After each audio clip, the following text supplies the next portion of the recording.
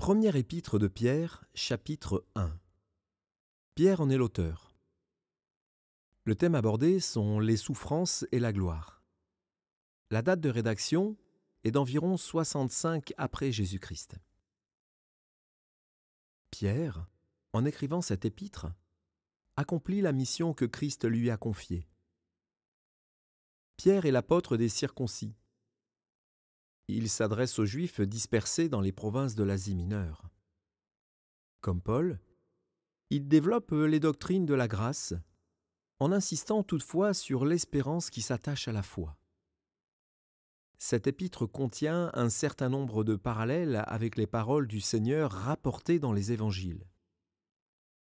Il y a également ressemblance entre le langage de cette épître et les discours de Pierre dans les Actes.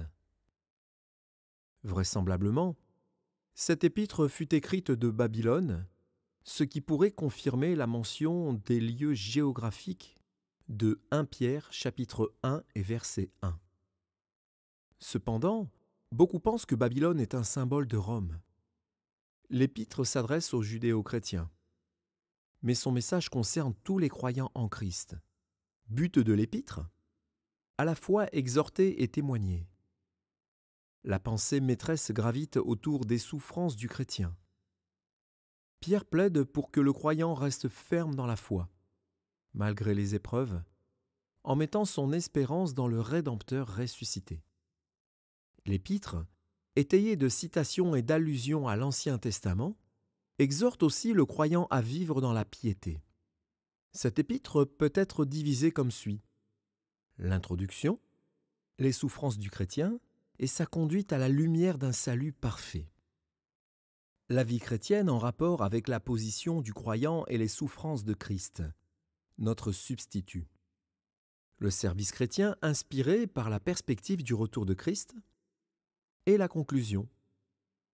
Pierre, apôtre de Jésus-Christ, à ceux qui sont étrangers et dispersés dans le Pont, la Galatie, la Cappadoce, l'Asie et la Bithynie, et qui sont élus selon la prescience de Dieu le Père, par la sanctification de l'Esprit, afin qu'ils deviennent obéissants, et qu'ils participent à l'aspersion du sang de Jésus-Christ. Que la grâce et la paix vous soient multipliées. Béni soit Dieu, le Père de notre Seigneur Jésus-Christ, qui, selon sa grande miséricorde, nous a régénérés pour une espérance vivante par la résurrection de Jésus-Christ d'entre les morts, pour un héritage qui ne peut ni se corrompre, ni se souiller, ni se flétrir. Il vous est réservé dans les cieux. À vous qui, par la puissance de Dieu, êtes gardés par la foi pour le salut prêt à être révélé dans les derniers temps. C'est là ce qui fait votre joie. Quoique maintenant, puisqu'il le faut, vous soyez attristés pour un peu de temps par diverses épreuves, afin que l'épreuve de votre foi, plus précieuse que l'or périssable, entre parenthèses, qui cependant est éprouvé par le feu, fermons la parenthèse, et pour résultat la louange, la gloire et l'honneur, lorsque Jésus-Christ apparaîtra. Vous l'aimez sans l'avoir vu, vous croyez en lui sans le voir encore, vous réjouissant d'une joie merveilleuse et glorieuse, parce que vous obtiendrez le salut de vos âmes pour prix de votre foi. Les prophètes, qui ont prophétisé touchant la grâce qui vous était réservée, ont fait de ce salut l'objet de leurs recherches et de leurs investigations. Ils voulaient sonder l'époque et les circonstances marquées par l'Esprit de Christ qui était en eux, et qui attestait d'avance les souffrances de Christ et la gloire dont elles seraient suivies. Il leur fut révélé que ce n'était pas pour eux-mêmes, mais pour vous, qu'ils étaient les dispensateurs de ces choses, que vous ont annoncé maintenant ceux qui vous ont prêché l'Évangile par le Saint-Esprit envoyé du ciel, et dans lequel les anges désirent plonger leur regard. C'est pourquoi, saignez les reins de votre entendement, soyez sobres, et ayez une entière espérance dans la grâce qui vous sera apportée lorsque Jésus-Christ apparaîtra.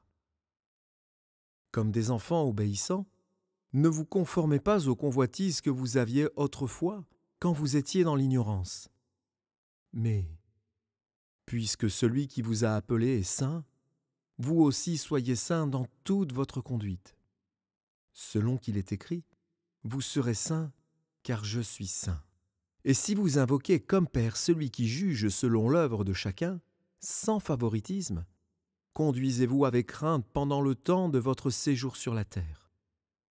Vous savez que ce n'est pas par des choses périssables, par de l'argent ou de l'or, que vous avez été rachetés de la vaine manière de vivre que vous aviez héritée de vos pères, mais par le sang précieux de Christ, comme d'un agneau sans défaut et sans tache. Prédestiné avant la fondation du monde, il fut manifesté à la fin des temps à cause de vous. Par lui, vous croyez en Dieu qui l'a ressuscité des morts et lui a donné la gloire, en sorte que votre foi et votre espérance reposent sur Dieu. Ayant purifié vos âmes en obéissant à la vérité pour avoir un amour fraternel sincère. Aimez-vous ardemment les uns les autres de tout votre cœur. Puisque vous avez été régénérés, non par une semence corruptible, mais par une semence incorruptible, par la parole vivante et permanente de Dieu. Car toute chair est comme l'herbe, et toute sa gloire comme la fleur de l'herbe. L'herbe sèche, et la fleur tombe. Mais la parole du Seigneur demeure éternellement. Et cette parole est celle qui vous a été annoncée par l'Évangile.